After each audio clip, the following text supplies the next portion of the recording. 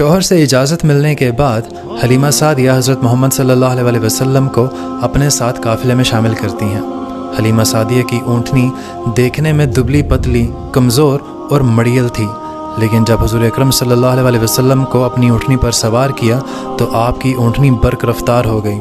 आपकी ऊँटनी सब ऊँटनियों को काटते हुए आगे चली गई और नज़रों से ओझल हो गई। ये माजरा उस वक्त की औरतों के लिए किसी मोज़े से कम नहीं था।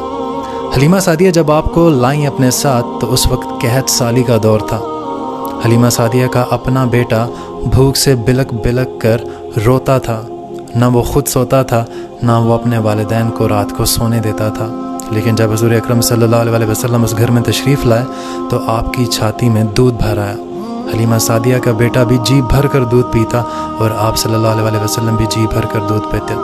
और उस वक्त के बाद हलीमा सादिया का बेटा जब बेटी होती है तो वो अपने बाप के लिए जन्नत का दरवाज़ा खोलती है। जब वो बीवी बनती है तो अपने शौहर का आधा ईमान मुकम्मल करवाती है। लेकिन जब वही बीवी माँ के दर्जे पर फायज होती है तो अल्लाह पाक जन्नत उसके कदमों के नीचे रख देते हैं। ये है इस्लाम में औरत की अहमियत, औरत का दर्जा। फ़र्क पहले पड़ता था, अब तो असर भी नहीं होता।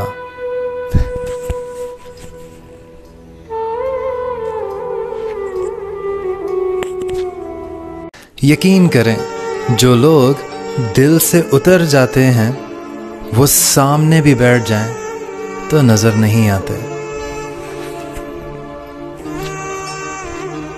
बनु साद की औरतें साल में 2 मरतबा शीरख्वार बच्चों की तलाश के लिए मक्का मुकरमा आया करती थीं, क्योंकि उस वक्त अरब में रिवाज था कि अपने बच्चों की बेहतर तालीम और नशोनुमा के लिए वो उनको गाँव की खुली फ़िज़ा में भेजा करते थे। चुनांचे हुज़ूर अकरम सल्लल्लाहु अलैहि वसल्लम की पैदाइश के 8 दिन बाद उन्हीं औरतों के काफ़िले में हलीमा सादिया तशरीफ़ लाती हैं। बाकी औरतों को मक्का मुकरमा के खाते पीते घरानों के बच्चे दूध पिलाने के लिए मिल जाते हैं, लेकिन हलीमा सादिया खाली हाथ रह जाती हैं, क्योंकि हुज़ूर अकरम सल्लल्लाहु अलैहि वसल्लम यतीम पैदा होते हैं तो बाकी औरतों का ध्यान उस घर की तरफ नहीं जाता, क्योंकि इनाम और इकरामात की उम्मीद कम होती है। लेकिन जब काफ़िला वापस जाने लगता है तो हलीमा सादिया के दिल में अल्लाह की तरफ से उस यतीम बच्चे के लिए बेकरारी बढ़ती है।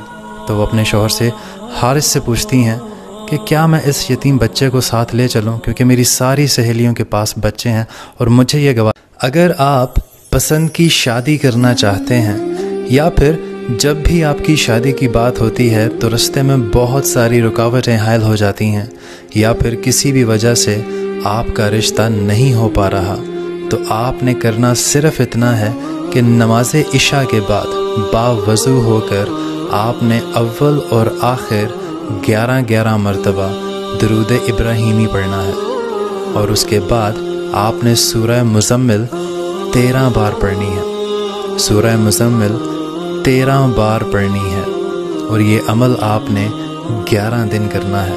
इंशाअल्लाह जहाँ आप चाहते हैं अल्लाह पाक की मर्ज़ी से वहाँ आपकी शादी हो जाएगी और आपके रिश्ते में भी रुकावटें नहीं आएंगी। ज़्यादा से ज़्यादा शेयर कीजिए।